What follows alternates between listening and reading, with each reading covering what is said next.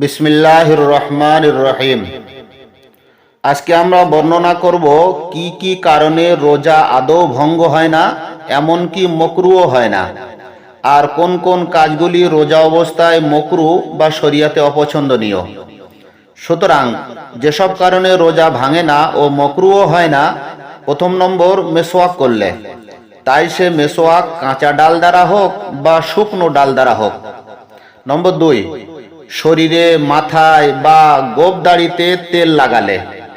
নম্বর 3, চোখে সুরমা বা কোনো প্রকার ঔষধ ব্যবহার করলে। নম্বর 4, আতর বা খুশবু লাগালে বা তার ঘেরান নিলে, তবে ধোঁয়ার সাথে যদি ঘেরান নেওয়া হয় তাহলে রোজা ভেঙে যাবে। নম্বর 5, ভুলে কোনো কিছু পানাহার করলে। নম্বর 6, যে কোনো কারণে কুলি করলে বা গোসল করলে রোজা নষ্ট হয় না, ভাঙে না।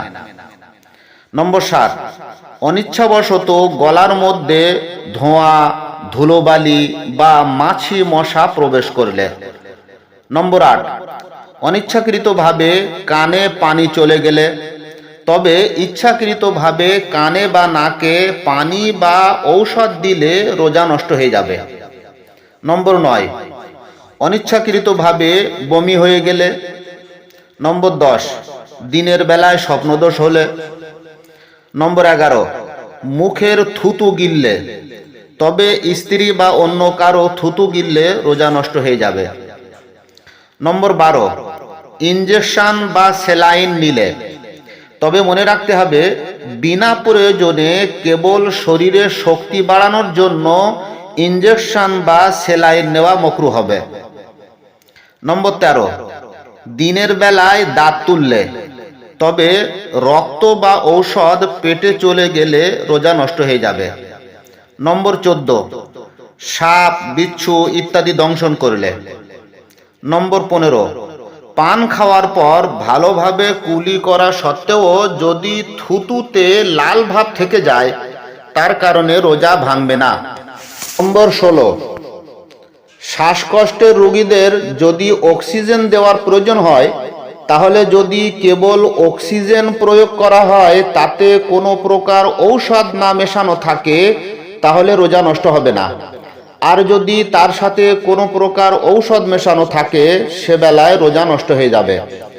এখানে আর একটা কথাও উল্লেখযোগ্য, হাঁপানি রোগীদের জন্য যে ইনহেলার ব্যবহার করা হয়, তাতে যেহেতু ঔষধও মিশ্রিত থাকে, সেজন্য বিশুদ্ধ মতে ইনহেলার ব্যবহার করলে রোজা নষ্ট হয়ে যাবে। পরবর্তীতে কেবল কাজা করলেই যথেষ্ট হয়ে যাবে। নম্বর 17, রক্ত পরীক্ষার জন্য শরীর থেকে রক্ত বার করলে রোজা নষ্ট হয় না, ইত্যাদি ইত্যাদি।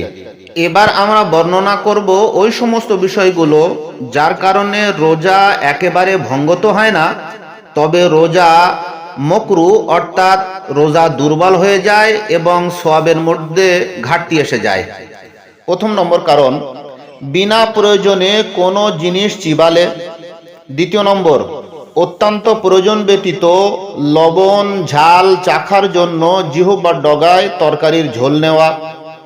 নম্বর 3, কোনো ধরনের মাজন যেমন কয়লা, টুথপেস্ট বা গুল ইত্যাদি ব্যবহার করা মকরু। আর এর কোনো কিছু সামান্য পরিমাণও যদি গলার ভিতরে চলে যায়, তাহলে কিন্তু রোজা ভেঙে যাবে। চতুর্থ নম্বর, বিনা প্রয়োজনে শরীর থেকে এতটা পরিমাণ রক্ত বার করা যার দ্বারা শরীর দুর্বল হয়ে পড়বে, তো এমন রক্ত বার করাটাও মকরু হবে। পঞ্চম নম্বর, পরচর্চা, পরনিন্দা, গালিগালাজ, ঝগড়াঝাটি ইত্যাদি করা। ষষ্ঠ নম্বর, দাঁতের ভিতরে ছোলা পরিমাণ কোনো কিছু আটকে থাকা বস্তু গিলে ফেলা। সপ্তম নম্বর, নববিবাহিত যুবক যুবতীদের দিনের বেলায় আলিঙ্গন ইত্যাদি করা। অষ্টম নম্বর, পুরো দিন নাপাক অবস্থায় কাটানো। নবম, ঠোঁটে লিপস্টিক লাগালে যদি মুখের ভিতরে চলে যাওয়ার আশঙ্কা থাকে, তাহলে তা মকরু হবে, ইত্যাদি ইত্যাদি। ওয়া আখিরু দাওয়ানা আনিল হামদুলিল্লাহি রাব্বিল আলামিন।